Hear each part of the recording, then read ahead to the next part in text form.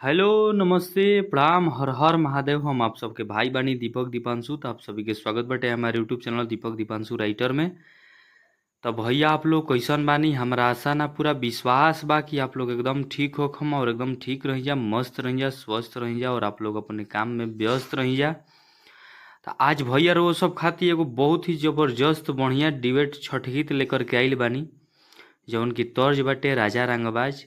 बहुत एकदम जबरदस्त मैटर बा भैया। तो हमारा आशा ना कि पूरा विश्वास बा कि आप लोग के हमारे लिखल छठ गीत बहुत ही बेहद पसंद आई और अच्छा लगी।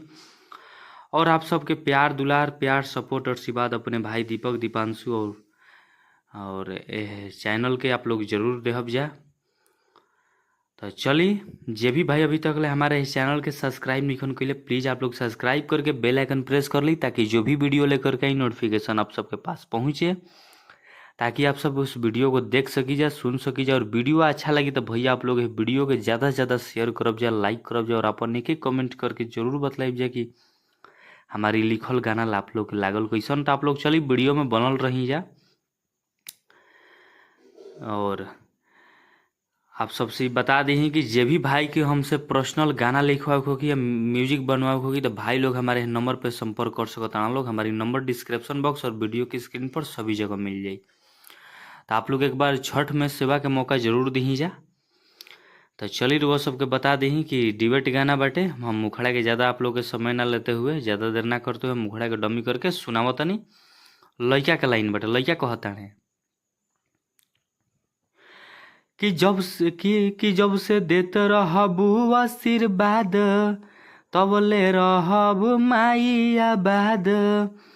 कि जब ले देते रहबू आशीर्वाद, तब ले रहब माई आबाद।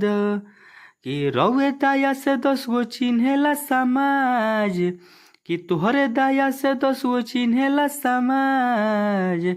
तो लड़की कहताड़ी कि बड़ी भागे मिलले ये छठी माई पिया रंगबाज।